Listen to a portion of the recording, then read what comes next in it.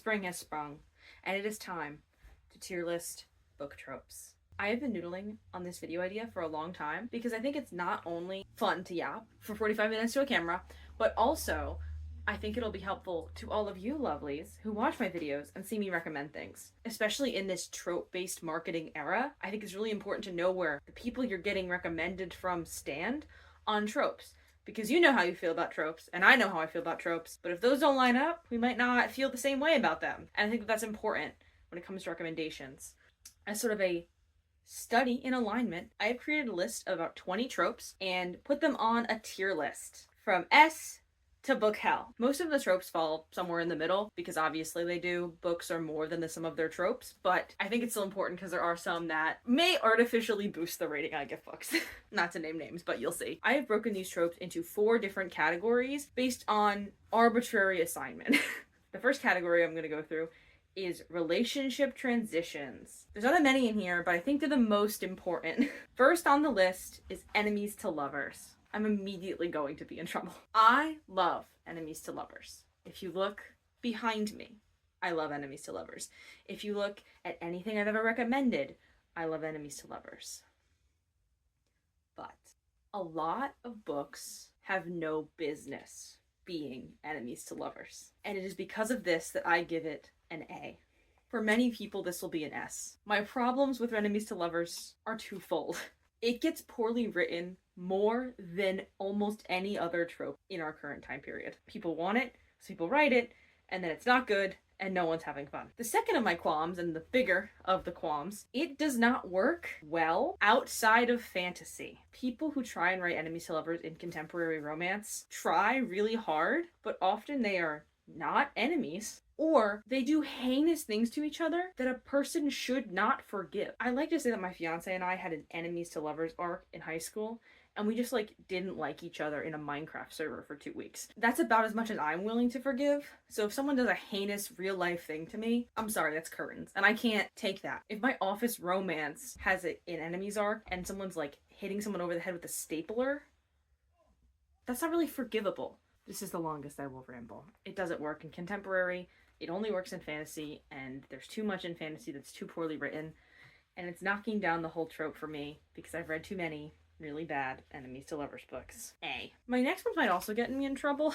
Friends to lovers. This is a B. I think it's fine. For me, B is basically true neutral. If I know the author, if I like their work, if it's not first in a series of interconnected standalones and I liked the first one, more than happy to read Friends to Lovers. My favorite instances of Friends to Lovers are, again, in interconnected standalones where you've already met the characters and know their relationship, or in a long-standing fantasy series where they become friends and you see them become friends and then they become lovers, or they get together, a la Percy Jackson. I think that's the best example of Friends to Lovers, or the one I've enjoyed the most. Really not a lot to say about that one. It's B. It's fine. The next one is Strangers to Lovers. A tier. That's just falling in love. I love a meet cute, I love a rom-com, and Strangers to Lovers is usually where we start. It's great. No qualms. Not much to say. This next one will get me in trouble. I do not like this trope. This is the first of my slightly negative opinions. Second Chance is a C tier. I would not pick this up on purpose, and not that I would instantly DNF if I found out when I was reading it, but I would have to really like the author or really like the beginning of the book because I'm not a forgiving person,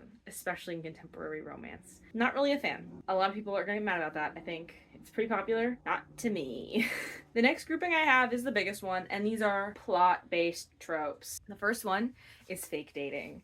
I love fake dating. I think it's so much fun. It's so kooky and weird. I love Anyone But You. I think it's great. I think it's fantastic. I don't think there's anything negative I could say about it, except for the fact that it lends itself very nicely to tropes that I don't like so much. We'll get to that. It's not an S tier, but definitely is an A, which it is. A tier. Next on the list is opposite of fake dating, secret relationship, which I also love. I think the reason why I like these two tropes so much, not S tier amounts, but A tier amounts, is that we, the reader, know more than the characters in the story, depending on who we're hearing from. I think it's really fun. I don't know that secret relationship goes super far, but I still really like it. So it's also an A tier. Next on the list, I feel like is a hot take. It's so lukewarm that it's a hot take, and that is love triangles. I think they get too bad of a rap. I don't like them, but I don't think they're as deserving of all the ire that they get. I think in YA, it makes a ton of sense. I think in some books, it actually makes sense to have a love triangle. There are some times where I wish a book had a love triangle, or just like any amount of threat on the relationship to keep things interesting.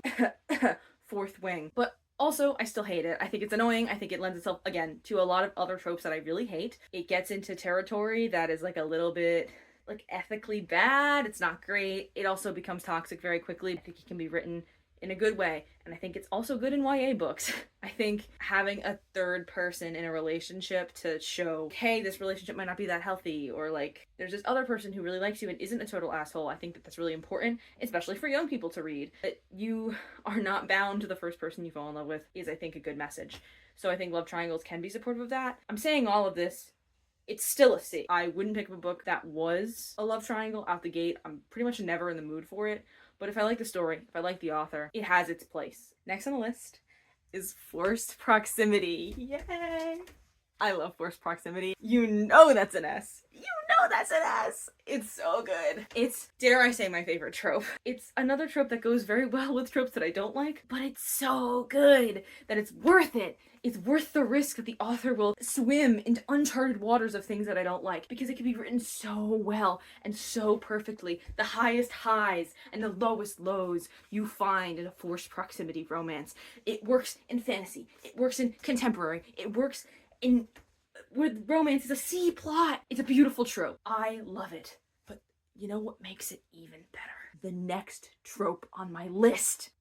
Marriage of convenience. The ultimate escalation to forced proximity. S tier. I love it. I love the movie The Proposal. I love forced proximity. I love marriage of convenience. I love it when they're together. It is the best. I can talk about it all day.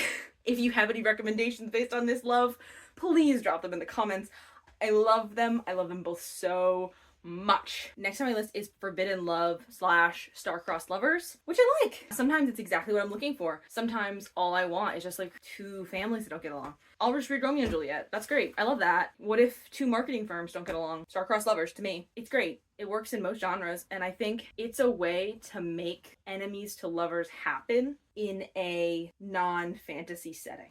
Because if you're enemies because he's doing corporate espionage against your family's milk business, that's enemies to me. But I wouldn't call it enemies to lovers. I would call it star-crossed lovers, if that makes sense. Because they're not actually like committing atrocities against each other. That's the point. It makes it more enjoyable and more forgivable to me in a contemporary setting. And then in fantasy, obviously, it's also great. A tier. Next on my list is Amnesia, book hell. I will not elaborate. I hate this. If this happens, the chance of me DNF rises 99%. I hate it. If you forget the person you're in love with for more than one chapter, we're done. Hate it. Hate that. Ugh.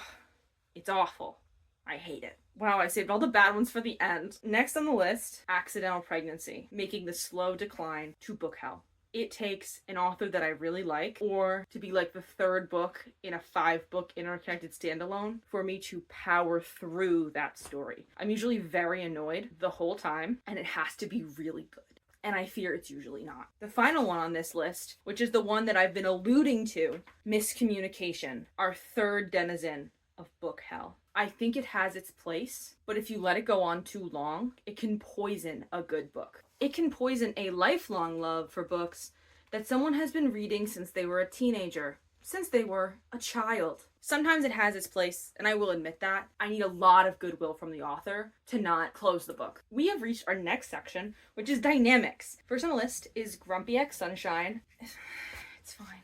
It's fine, guys. Guys, it's fine. It's another one of those tropes that's been so overdone because it's so popular. I've read so many enemies to lovers, Grumpy X Sunshine, forced proximity, one bed, marriage of convenience. I've read so many books that are basically the same. Grumpy X Sunshine just never really did it for me. I like when characters are nuanced and normal. Most of the time in these books, someone's a little bit grumpy and someone's a little bit sunshine, and it's fine. Or they're cartoonishly grumpy and cartoonishly sunshine, and it's even less enjoyable. I think just let people be people. It's fine. I gave it a B. Next up is insta-love. This is also a B. This is fine.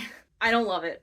It's fine. I don't think insta-love necessarily ruins a book for me if it has a plot, but sometimes they fall instantly in love in the first 2 chapters, are banging for the next 300 pages, that ostensibly break up for no reason in the last 50 pages and get back together. And I can't read books like that anymore. I'm sorry, it just does not do it for me. Next up is slow burn. I love slow burn. It's great. It's A. That is what modern romantasy is missing. The grand majority of romantasy books that are coming out these days are marketed and written as enemies to lovers with multiple books in them. Fourth wing, but they fall in love in the first book, and then you have to stretch out that relationship drama for 3 to 5 more books. Fourth wing, and then by book 2 you're like, okay, we've been doing miscommunication and fighting for 400 pages, are we gonna keep doing that? And then you get to book 3 and it's more of the same and the characters lose all soul. I think some yearning would fix that. If they don't fuck in the first book, I think that that's fine. And I know that's not what everyone wants to hear, but I think you do have to wait. And I think it's better if you do. Yearning is better. Slow burn is better. At least wait till book 2, please. Thanks. I'm slandering Fourth Wing a lot. The first book is great. I have a whole video. Why no one likes Iron Flame. Why Onyx Storm didn't do very well. It's not that good, and people criticize it, and I know exactly why, and it was doomed from the beginning. Go watch that video. I could rant for 45 minutes. Next on the list is another one of my favorites, and this is Reformed Rake. I think that this is an S tier, and I think having a guy who's great and sleeps with a lot of people, is very secure in his sexuality, who is like, wow, I've been doing it all wrong. It was you I was looking for. Man, doesn't that hit? S tier. It's always an S tier. Never not been an S tier. Next up is not necessarily a real trope, but it's sort of a lot of different genre of romance book boiled down into one, which is rich person falls for not rich person. This is a billionaire romance. This is a mafia romance. This is a ACOTAR-like. This is every time someone from a not super great situation, or even just like a fine, normal middle class existence, somehow ends up with an ultra wealthy, ultra powerful person. This is a B tier. It doesn't really do it for me on its own. I think it needs to have some oomph. Billionaire romances were fun, but then they're all just kind of the same, and somehow these billionaires can just cancel all their meetings in one day. I don't think that that's reasonable or possible. Next up is Why Choose Reverse Harem. I also gave this a B. It's another one of those situations where the plot really makes it. This is another trope where the group meets, they fuck for 200 pages, and then drama, and then it's over. I think the best reverse harem I've ever read, which is so scary. It's not Zodiac Academy. I don't remember what it's called. I'll put it somewhere on the screen. But that was probably the best reverse harem I've ever read, because it was like longer and there was a lot of drama, and I really enjoyed it. I've read some hockey ones that are fun. I think it's like Double Pucked. I liked that. I really have to be in the mood for it, and it's not something I reach for all the time. I think it just depends on how well it's written, because I tried to read one, it was football, and I didn't like it. The last one in this category is Best Friend's Sibling or Sibling's Best Friend. This is another instance where I think it's best served in a series of interconnected standalones, or as a side romance in a larger book series. I think it is helpful to know the characters before they start falling in love. I think that's important. And it's also important to know the third person in the equation, the sibling or the best friend. I think you need to know them to know how they'll react, but also to care about what they think. My favorite example of this trope is in the Playing for Keeps series of interconnected standalones by Becca Mack. The first book, the MMC has a best friend and a sister, and you spend the whole first book watching him fall in love with somebody else, but you also meet his sister and his best friend, and then book 2 is about them. I think that's the best format to have this trope. I think if you just had the second book, you're sort of missing a lot of context, and then you also just don't care when it inevitably blows up in their face. Or doesn't, which is even weirder. I don't have siblings, so I don't really have a dog in this fight, I guess. B tier. We have reached my final section that didn't really fit anywhere else. So this is the other category. The first trope in this list is one bed. Based on my enjoyment of forced proximity and marriage of convenience, you'd think I would enjoy this more. I think it can be really good, but it's one scene. And when it happens in an enemies to lovers or whatever, it sort of has started to feel like checking off a box. And I don't love that. For that, I'm going to have to give One Bed a B. I think if you had asked me 8 to 10 months ago, it actually would be an A. And if you had asked me 2 to 3 years ago, it would have been an S. But I am very tired of most romantasy these days. And I think that's why a lot of these tropes that I used to really, really love have dropped out of S tier and into A tier or even into B tier. So what are you gonna do? The last trope on our list is cheating.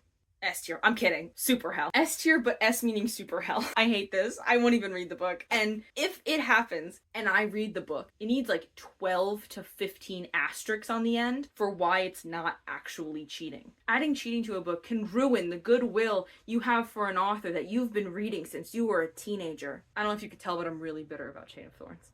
I still haven't fucking finished it. If you disagree with anything that I just said, comment, leave me recommendations, try and change my mind. These rankings are very fluid. I'm sure the B's and the A's will switch places about 100 times in my head, but at this very moment, these are what my rankings are. So, thank you. I'll see y'all in the next one.